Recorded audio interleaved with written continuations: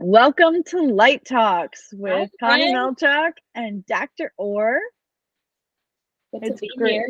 Yeah, great to see you all. Thanks for joining us.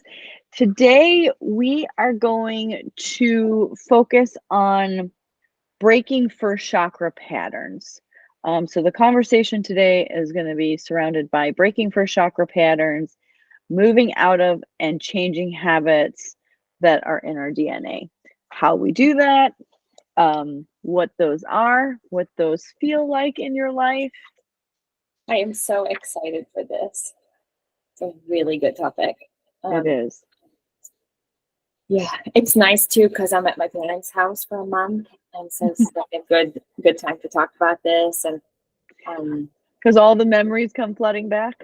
everything, and like seeing all the patterns. Right, they're like all around me in physical form, and I think my sister's going to be here at the end of the month, and then my brother might come, and so we all might be together, and Mm. so it's um, It's interesting to watch folks fall into those patterns that don't necessarily always translate into their daily lives, but yet when they get back into those um, kind of nuclear primary family situations that they can kick up. So let's start out with, I guess, I think it would be helpful for folks to like um, how you identify a first chakra pattern and identify one that may be no longer working for you. oh, okay. So our first chakra is it's our base, foundational survival space, right? So it's how we were raised, the environment that we were raised in, the basic conditioning of food, shelter, nutrition, um, the things that we connected to that helped us feel safe and secure, Mm-hmm. and that we still continue feeling safe and secure in. And they are not just ours, but our entire lineage. Mm. So it could be, you know, generations worth of um, wounds, really. I mean, our wounds are deep, our basic, like, lineage, familial roots are in, Mm-hmm. right? So that's what's sitting in the first chakra. Um, from archetypical language, it's those four core archetypes. It's the child, it's the prostitute, it's the saboteur, and it's the victim. And it's their like until you start working with them and kind of building up, Mm-hmm. it's very much survival. It's very much how do I survive in this world? And it's external. Mm-hmm. It's connected to like how I feel about others, what I see when I look outside of myself, rather than the upper chakras where it's more within me, my own empowerment, and then at the top levels where it's more collective Mm-hmm. consciousness. Yeah. And I always think of the first chakra, the root chakra, your base chakra, your sacral chakra, as the the energy that's contained within your first chakra is what is translating and manifesting into your daily life. Mm, So it's yeah, so being aware of the patterns that are embedded in your DNA, that are embedded in your energetic bodies and your, familial lineage, connections and relationships is is really powerful because then it offers the opportunity to heal those, mhm, and also to leave them behind. Like as you're going through the healing process, you have the ability to let go and release.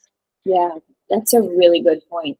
So paying attention to the physical, to our lives, really, and the feedback that we're constantly getting, and doing that from being an observer rather than being like very much in here, observing what's happening in our lives. That is a very good way to pay attention to the patterns that are going on in our first chakra, and that our first chakra is creating. So let's talk about an example. Like, let's give a concrete example. You know, and I'm just gonna make one up off the top of my head, and hopefully lots of folks will be able to connect and relate. You can plug in, you know, your piece of it.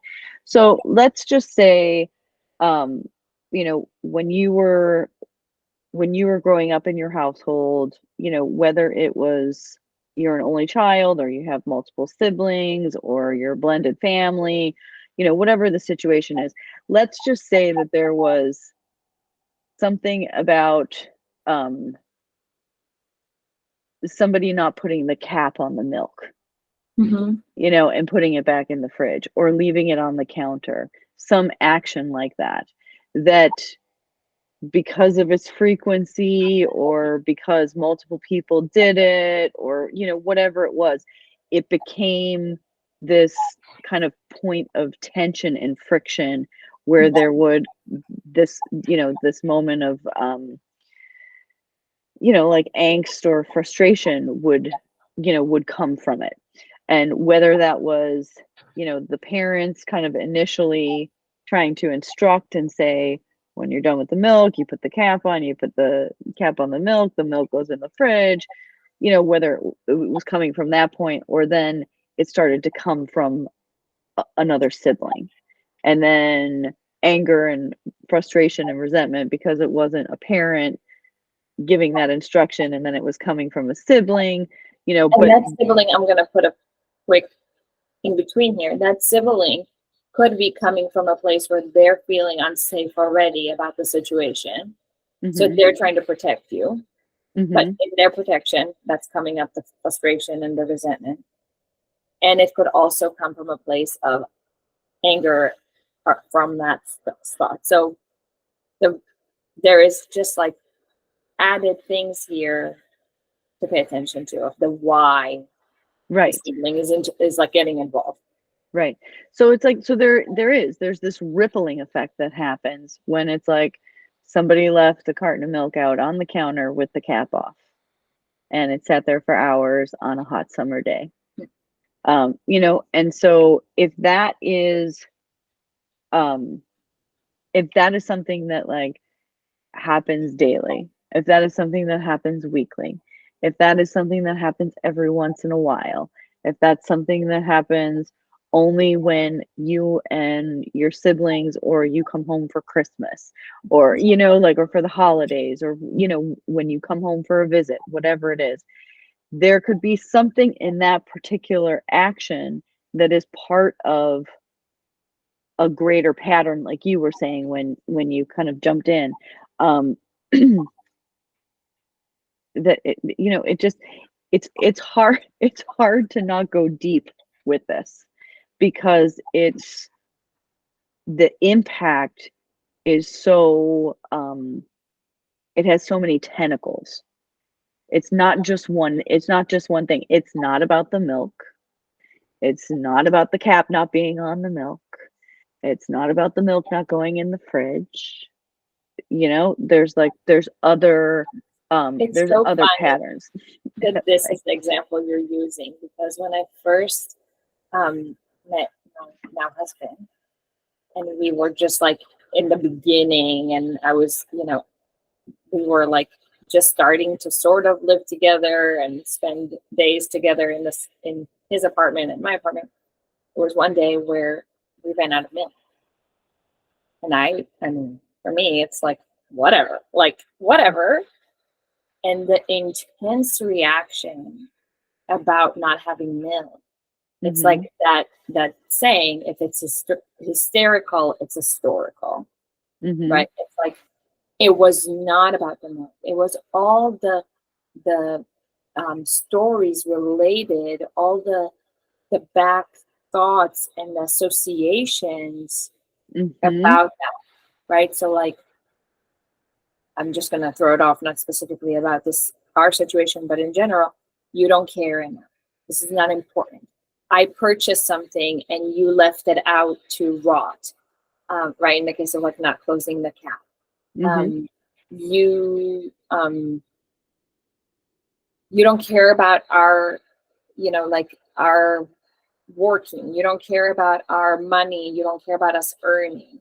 You don't care about, like, it's like so many stories Mhm. connected to, right? Or like, you're not nourishing me. You're not like giving us the things that we need to have. Like, so many stories associated with this little thing that to anybody else coming in would be like, whatever, like, who cares that that happened? Or, you know what I mean? Like, Yeah, there wouldn't be this attachment to it. emotional Right. reaction. Yeah, and the emotional attachment to it because it wasn't something that you lived through with this group of people over an extended period of time and saw the repetition of this kind of behavior and then even other pieces of behavior that then can you know, I guess compound it, and add to that sense of feeling. So let's just take one of those um when you were kind of giving examples of like,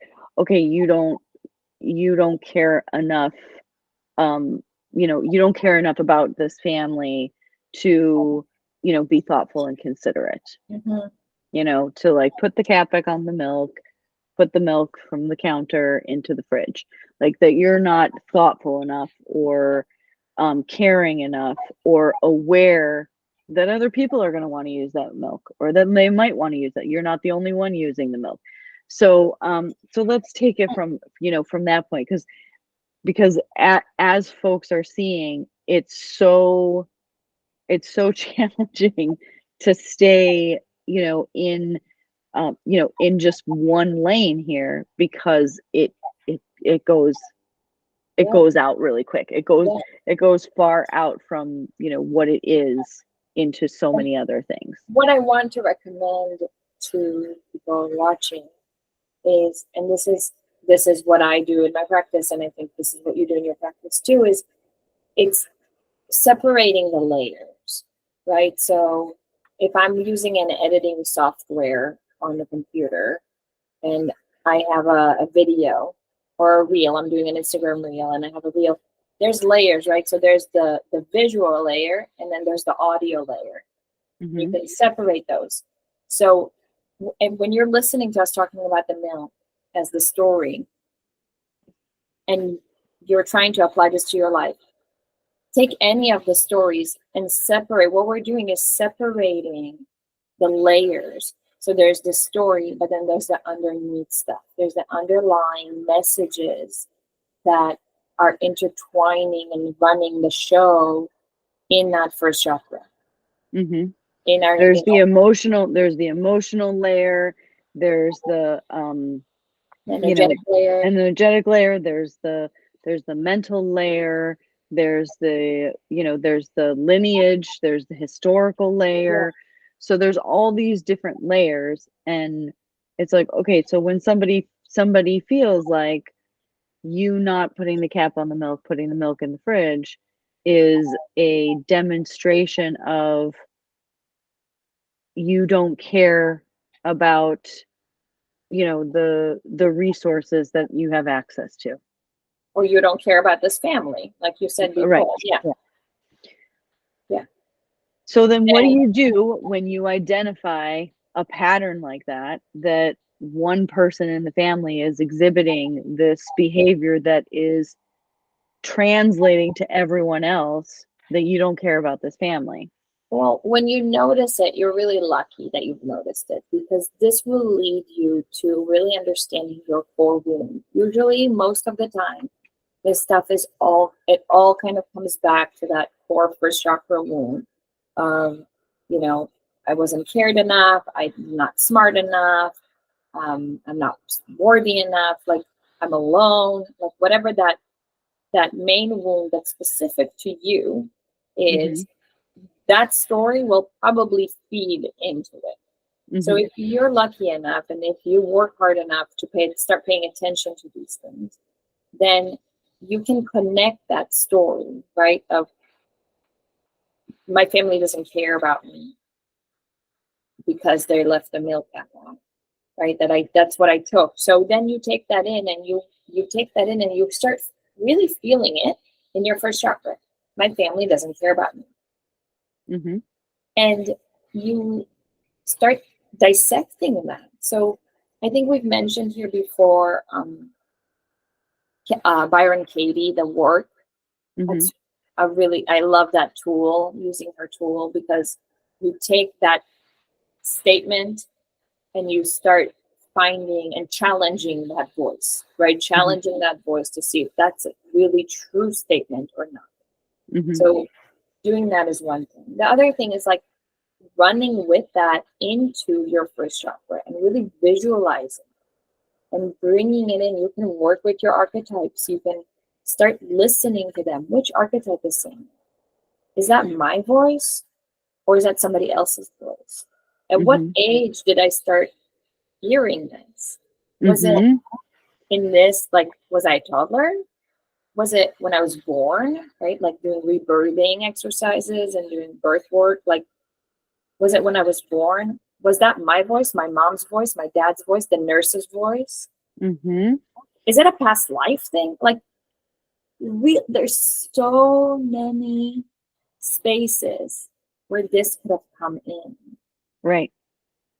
And then it's like, so you're paying attention to, and in the statement we're gonna use as the example throughout is, okay, in my first chakra, I'm believing that my family doesn't care about me, right? And so that it's almost like there's this billboard in your first chakra that says, like the Las Vegas sign, my family doesn't care about me, and it's in lights, right? Yeah. So going through those processes and those protocols of exploring and paying attention, is this really a truth?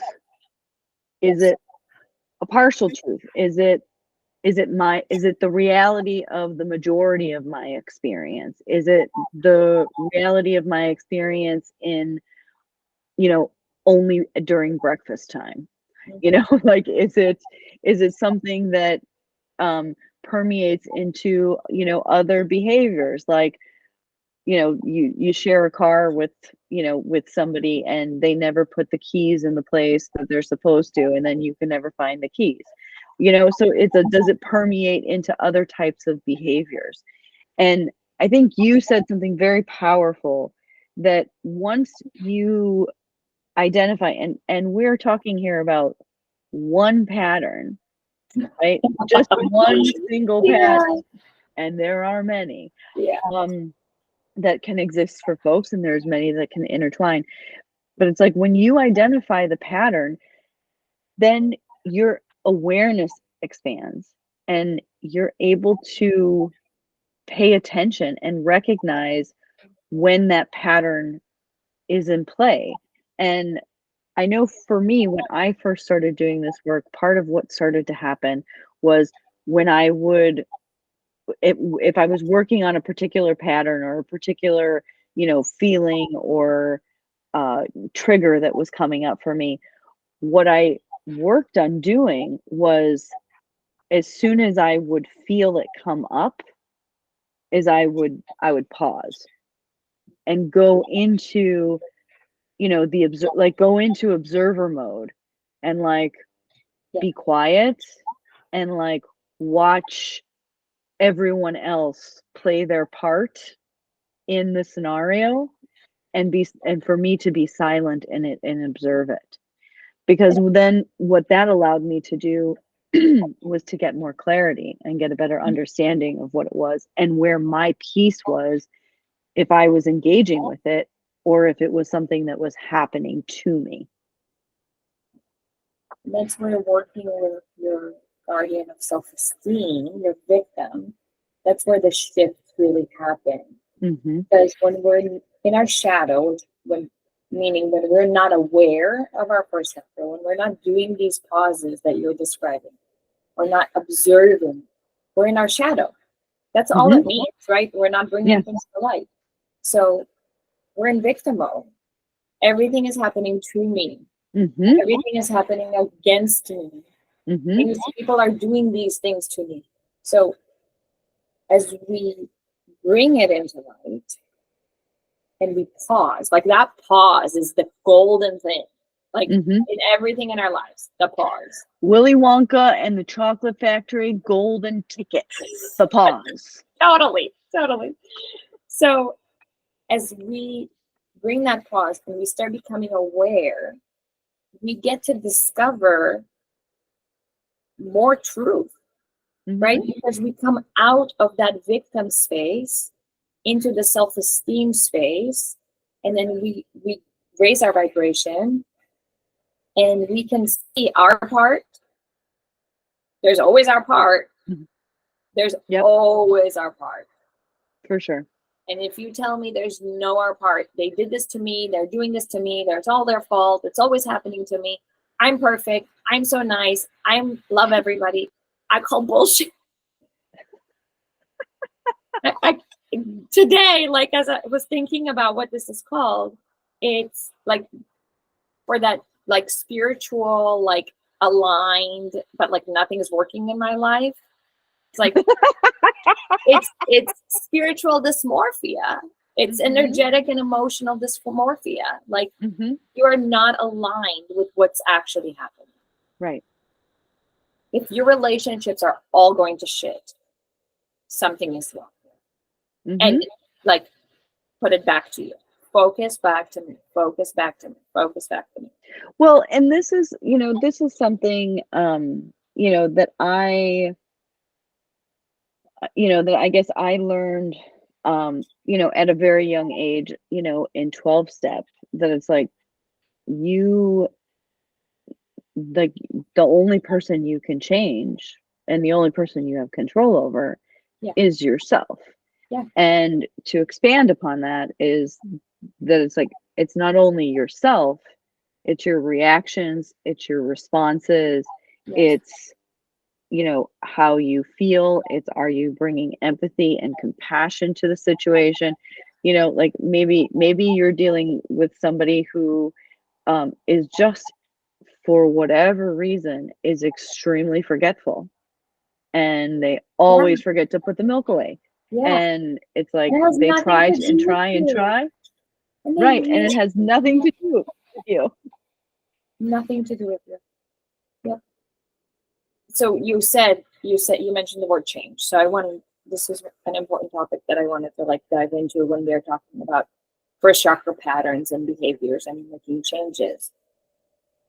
It's this idea of like, this is who I am.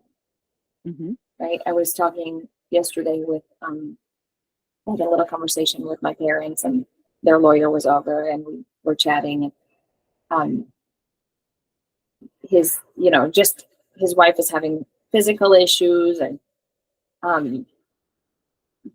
he said this about his wife, and my mom said this about herself. She's like, I've always been this way. This is how I am. I can't change it. This is how I am. And just because our first chakra is one way doesn't mean that that's always how we have to be. Right. It's like, and it's it's somebody who never worked out a day in their lives. Like, I'm giving like another example. If somebody has never worked out a day in their lives and they are struggling with their physical health, whether they're overweight or they have high blood pressure or diabetes or whatever it is, you've never done it before, but it doesn't mean you can't do it. Right. Can you do it by yourself? It might be really, really, really, really, really hard, right? Like you might need to go get a trainer or go to physical therapy or like sign up for a program or something, but it doesn't mean that you're stuck in that. Right. Unless that's what you keep telling yourself. Right. But that brings back to what you talked about before in terms of being in victim shadow, because then it's like, then it's like, you know, everything is happening to you, and like you don't have control of the steering wheel. Like Right. you're not steering the direction that you're going in. Right. And so I think that is, it's important for folks to realize that they have that choice. They do. Like We all they do. have that choice. Yeah.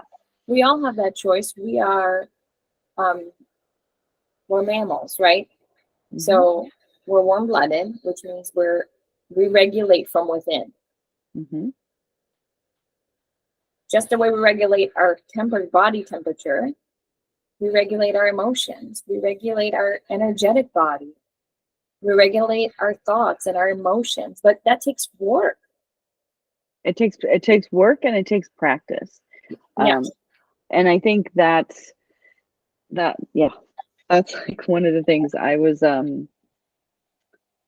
did a body scan the other day. And after I was done, I was like, I had the thought in my head. I was like, why do we not teach our young folks from a very, very early age to do a body scan every day? Like, you know, because the amount of awareness, you know, that came from Oh that my gosh. was so incredible. You know, and I know for me, like my first kind of connections with that kind of awareness was, you know, after yoga class and in shavasana, and you know, after like that. um and I just think that it's this connecting of our mind and our body, like our awareness to our body.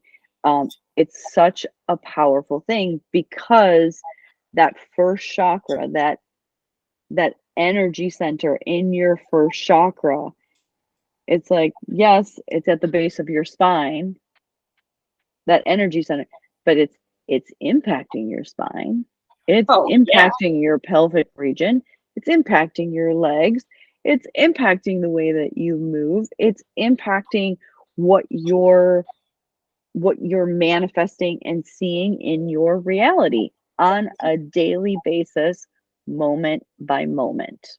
Yeah. And if you aren't aware,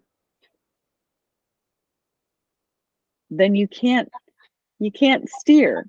You can't avoid the rocks. You Mm-hmm. can't avoid the collisions. You can't Sure. avoid the chaos. Sure. Sure.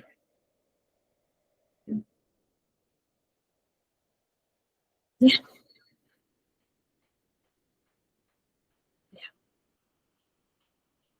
So, bringing it back to changing the habits that are in our DNA, how do we go about doing that? Like once we've identified a pattern, once we've identified, you know, something that we want to change, what does the process look like about beginning that shift? Um, Reminding ourselves that we can do hard things. That's such a good one. Uh-huh. Um, Affirmations really help me. So like Mhm. saying the same thing over and over again in my head, or writing it down, of the opposite of what it is that I want to be doing or being. Mhm. Um, and continuing to pause, continuing to observe. So the more I observe myself, the more I can see when I'm about to do that thing that I'm used to doing. Right, you can like fall into the pattern or fall into the routine or whatever it is. And it's, Yeah. yeah, slowing down. So, Mhm. and sometimes it takes more than that, right? Sometimes the pattern is so embedded and so deep and so painful that you got to do some fire rituals and some energy work, and Mhm. chronic healing really helps, and just to take it out so that you're kind of clearing your way so you can Yeah. continue.